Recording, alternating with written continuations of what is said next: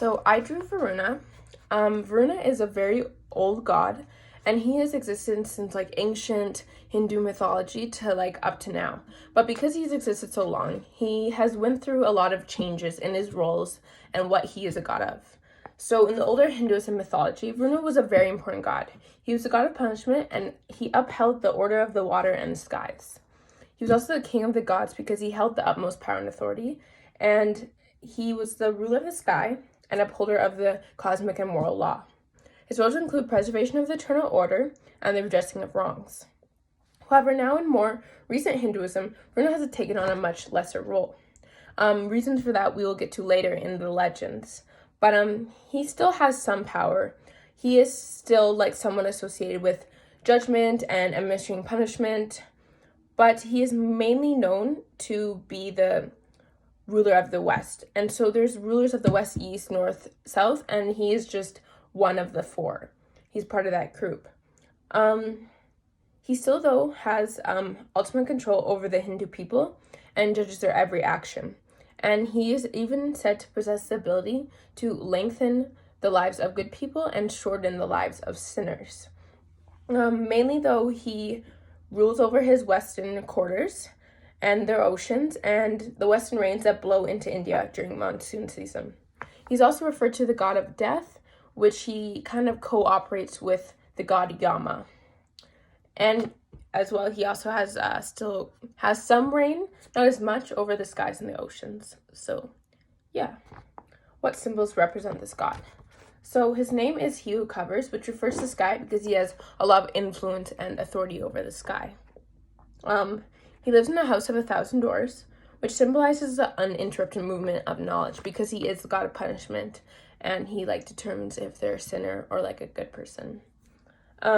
He has pale white skin and 1,000 eyes, though oftentimes he is depicted with only 3.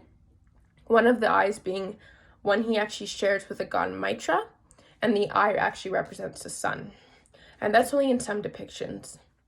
He has 4 arms, a shining gold foot, and some believe he has 4 faces, one that resembles the Agni, the god of fire. He rides a makara, which is this thing. The makara are kind of interesting because they're half bird, half crocodile, and they are gatekeepers pretty much.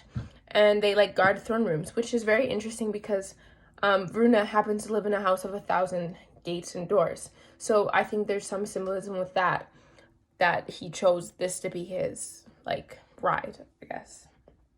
In other depictions, there's a few depictions where he rides 7 swans, but this was a more popular depiction. He has a noose lasso made of a snake called a negapasa, and he uses it, it's right here, uses it to capture sinners and kind of like drown them underwater because apparently sinners can't escape the lasso.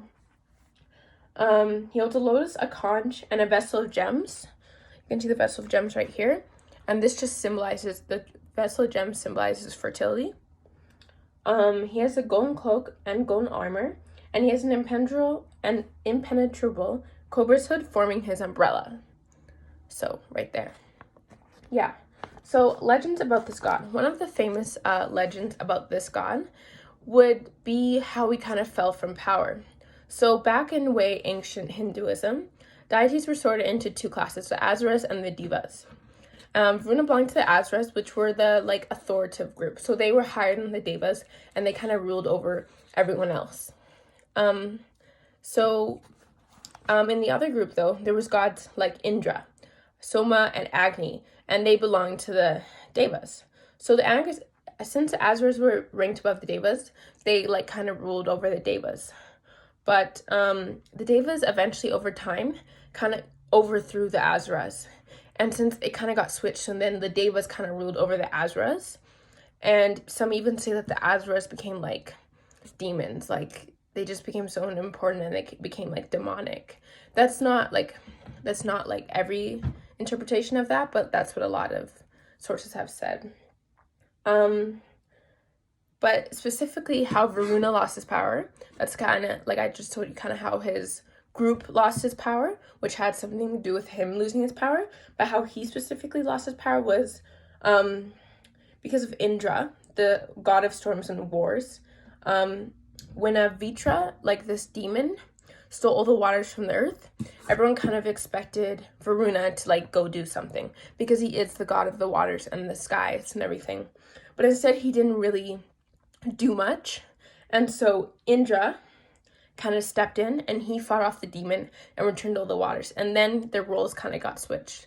So Indra became like in charge, and then like Varuna kind of lost all his power. So he wasn't as important anymore, kind of thing. So yeah, and he got to move to the rivers and oceans. So the video, oh, sorry.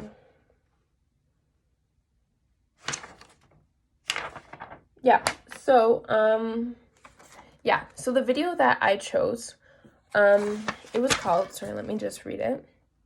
It was called Varuna, the God of the Sky by Gods of India. And I like this video because it gave you a good summary, and it really did teach you about how he kind of, like his fall from power, how that kind of went about, and it really talked about how, like, he was so prominent in the Rig Veda, which was the ancient Hindu mythology, and then he was overthrown. He talks about how he was the god of the heavens and the earth, and this god of the sky, and he was mainly in charge of the dark side of the sky and the sun as it travels back from the west to the east at night. It talks about how after he kind of got demoted, he became the god of the oceans, the rivers, and the keeper of the souls of the drowned. He's also it mentioned the video, he was also the god of the dead with Yoga, and he can grant immortality. And it also talked about his role in the, like, one of the gods of the four directions, which is the west. And yeah, I liked the video because it was informative. It gave you a good little, like, timeline of kind of his loss of power, and it wasn't too long. So yeah, that's it.